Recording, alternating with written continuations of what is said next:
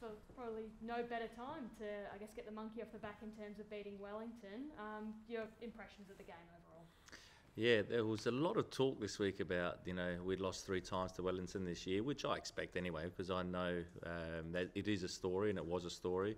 And then someone brought up that it was my kryptonite today, because I haven't won too many times against Wellington. So it's interesting how these stories come out, but that's, normal, but we put it to bed. And we're really happy with the win, because first finals home game and we won as a football club. Where we know we're on a journey. We're trying to create history with the club and the players. Again, we're exceptional because we've had our difficulties in terms of players not available. We've had our difficulties in terms of not having a home ground and being travelling and whatever. But they never put their head down. They keep going. We had a pretty, I would say, poor last week in terms of results, but finals is different, and we proved that tonight because we got the win that we wanted. Jamie Young, we just described him as the best player, probably the best player on the park. How did you assess that performance? Yeah, 2 best players on the park were probably Jamie Young and Aloisi. They were outstanding, both goalkeepers. I think they've probably been the 2 in-form goalkeepers along with Birigidi all season. So they were good. Jamie, I expect that from Jamie. I've known Jamie for a long time, coached him in Brisbane, and I knew that Jamie will and can pull off important saves. And for these games, you need your experienced players to step up, and they did. That save he had from James McGarry's header in the 71st minute, where he's picked out. Have you seen a better save than that? Gordon Banks. It was like a Gordon Banks save, wasn't it? It was, mate. I don't want to say it. It did remind me of that. I wasn't alive, obviously, that time, but I've seen that save a lot of times when Pele had that header and Banks saved it. So, yeah, it was an incredible save. He obviously, his reflexes there, and to have that strong hand to pull it around the post was impressive. Talking about composure and key players needing it at the right time, Alexander in the first 10 minutes, took his goal brilliantly, just had to compose himself and put it in the back of the net.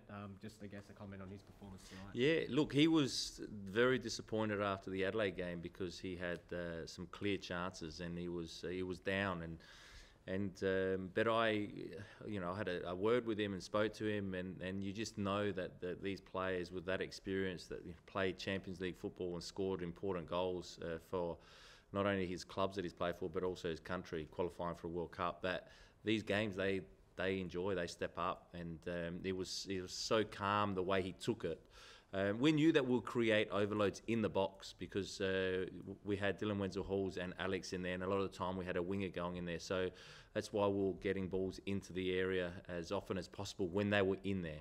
Sometimes when they weren't in there and we crossed the ball, it wasn't the right time, but we knew that we'd get our chances, and if it's not on the first ball, it would be off the second ball, and but they're a dangerous team to play against because they can catch you quickly the other way if you don't set up defensively well.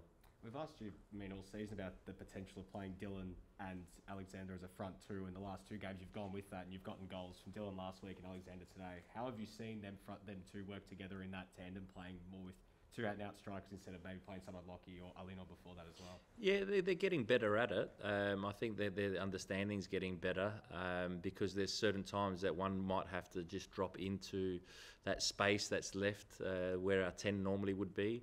And then other times, they can combine a little bit more around the box, but they haven't played a lot together. But they're dangerous because last week it looks like Dylan's got a tap in, or he did have a tap in, but it was because of Alex positioning in the box. And this week, Dylan was in a position to create more space for Alex on that occasion. So Dylan Wenzel-Hall's probably disappointed he didn't get on the score sheet tonight because he had his chances as well. So that's what that gives you. It gives you sometimes in terms of with the ball and controlling the game, it can hurt you a little bit at times. But we look dangerous going forward.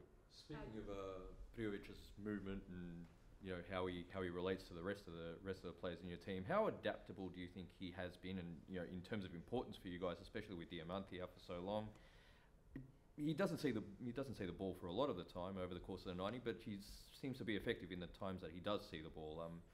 yeah, just how adaptable do you think he is in that respect? Yeah, he's been great in that sense because it's not easy. We've had so many players in and out. You know, Diamante started with him at the start, and then we had Lustica, then we had Lockie Wales, and then his chop changed. So the movements are different, and they're going to be different because of the personnel. So he has to adapt, and a lot of the time he does adapt well. And he's got the experience to know where there's space as well, and you know where his teammates are. So a lot of time in the first half, you know, it was a quick ball up to Alex, someone underneath, and we're away. And it's within 3 passes, we're down the opposition box. So that's the beauty of Alex and his understanding of the game. Coming into that, talking about that spring into transition that you had pretty effectively in the first half, after you went up, I guess how confident were you that Wellington weren't really going to break you down in that first half if you sat in the way you did? Oh, look, you always believe that your actual defensive structure will make it half the opposition. But look, Wellington, where they really hurt you, they do move the ball around well. They do that well, and they try, and if you leave too much space in behind you, they play their strikers in those channels, and they can do that well.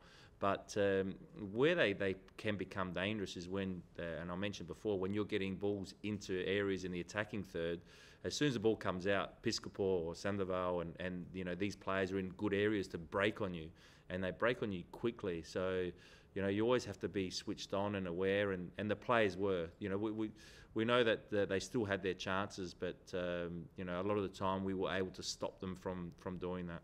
John, just on what's up next, like it couldn't get much more blockbuster. Melbourne victory twice at Amy Park in the space of about 5 days. How excited, I guess, is this group for that challenge? How big a challenge is it? No, it's huge for the club.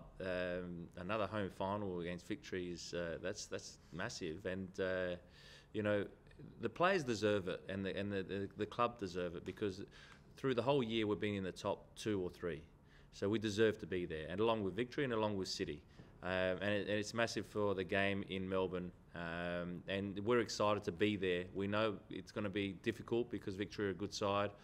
But we also believe in ourselves and believe that we can match it with anyone. So it's huge, and you know it's over 2 legs, so both at Amy Park. You know it's another 2 home finals for us, really. John, just on that, you've got 2 legs against Melbourne Victory, potentially a grand final against Melbourne City. After that, if they get the job done, you talk about going on a journey and building this club up and building this identity. How important could these coming weeks be for that? Not only making a grand final in silverware, but beating Melbourne sides on the way to do it. Look, we don't want to jump the gun too early and say that you know we've beaten Melbourne sides. It's important that we're putting ourselves in these positions. That's the most important. And then after that, the better team will win over the 2 legs, and then we'll see if whoever makes the grand final. But through the season with Melbourne City, we've matched it with them, really. So that was important for us. And Melbourne Victory, we've had that last game was a close game, 1-1 in the end. So we're here. We're you know, we've got our own journey to go on, but it's also important because we know that the 2 Melbourne sides, we need to keep with them, and the clubs, we need to keep with them, and we're trying to do that. Is there a sense this season, because the 3 Melbourne teams have topped the table all year, really, is the power balance in the Australian game shifting, or is it just a one-off kind of fact this year that you 3 happen to be good? Yeah, it's hard to say, Lynch, if it's a one-off because we don't know what will happen next season. I'm sure that you know the sides from interstate will make sure that they make it hard for the 3 Melbourne sides to be up there again. All I can say is that we were and are the best 3 teams in the comp throughout the whole year. Finals football is different, so we don't know what will happen. You know, whoever wins between Adelaide and Central Coast with City. But the 3 Melbourne teams deserve to be up there. Whether that stays like that next season, don't know. We're looking to improve as a club, and I'm sure those 2 sides will look to improve.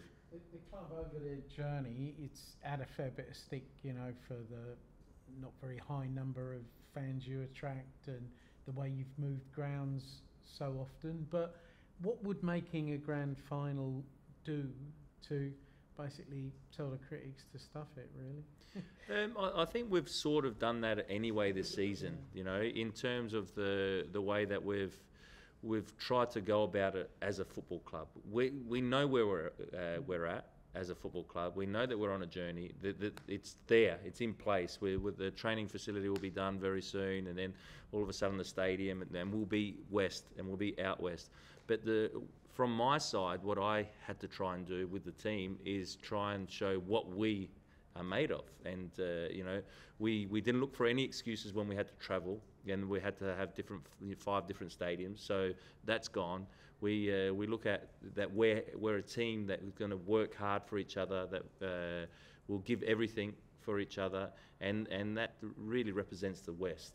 And so you can see that already. And the football will be there because we want to play good football as well. But the first thing we have to do, and we are doing, is making sure that we work hard for each other. If I can ask another one. Yep. Actually, you talked about the club's journey, but this is very much potentially the culmination of a coaching journey for you, isn't it? I mean, I remember when you started here in this city with Melbourne Heart, and that didn't end very gloriously, but you've made semi-finals twice with Brisbane. So from a personal point of view, what would it mean to you to be able to climb over that mountain and make a grand final? I would like to get there for everyone that's been involved in the club and that are involved. And for myself, it's, the journey's part of it. It's you have your ups and downs in coaching.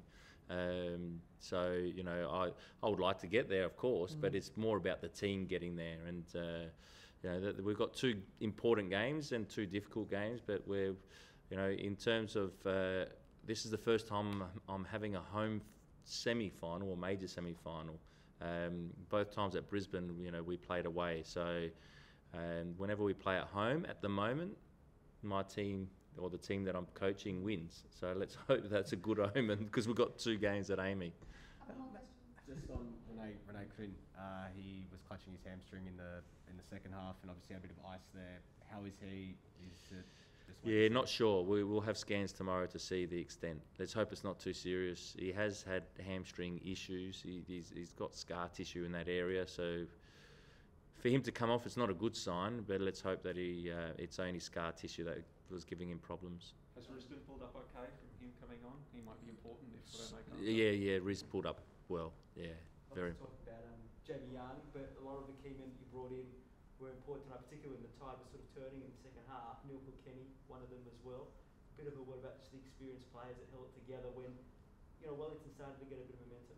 Yeah, I thought that Neil did really well for us. He controlled the game, manages the game. In finals football, you need to be able to manage certain situations because it's going to go end to end. They're going to push. They're going to give everything because it's a do or die game, and you need that experience in there to help. And then also Reece Bozanowski's legs coming in helped us as well. And he's only a young kid. He's only 18 years old. Just turned 18. So it was great to have that. And then we spoke about already. Rene, Leo again looked like he moved like he was at the beginning of the season. He was hard to get past. He was hard to beat. He was aggressive in his front foot defending, so a lot of the experienced boys did stand up when we needed them to. And next week's obviously West United was a victory, but it's also yourself against Popper, 2 Aussie coaches going at it on the big stage. It's a nice narrative as well. Yeah, we don't look at it too much. I'm sure I'll say hello to Popper before the game and that'll be about it. But, it's good to coach against these Aussie coaches that are top coaches. I think, Ange mentioned during the week about I wouldn't say golden generation, but I would say that he respects what Aussie coaches are doing and he knows what we're able to do. And I was fortunate enough to coach against Ange, coach against Arnie, and they were brilliant. And I see this season with the tactical side of the Ufi and with Popper I know well, but all the other coaches that I hadn't coached against, and it's the difficulties that are thrown at you are they're hard, and that's what you want as a coach. And we're quick to put down Australian football. But, I think that we have to really have a look and see tactically how these coaches are improving and the players are improving with it. John, just one last one. I mean, Reece Bosnovsky and Nick Milanovic came on, pressure cooker scenario, games on the line. Wellington are really pressing and they looked so composed out there and really put in a decent showing. I guess You spoke about staying ready. They looked like they were ready, even if Reece only made his debut last week. How did you see their showings tonight? Yeah, really good, and that's what you want. Milanovic was a bit unlucky that he didn't score. He did well because he remained calm in that situation, come back in onto his right foot. I've seen him score a few goals like that in the NPL last season when I was watching his games. So it's great, and the way that we train and we get the players to train, that we expect them to be ready. You know, like Jerry hadn't played much at all this season, and you know, it was difficult for him to back up and then back up again, like from the last game. But you know, he showed that because he trains hard and well, he's able to deal the pace of the game, and the same with Bozanowski and Milanovic. So it was good for them, and they helped their teammates a lot.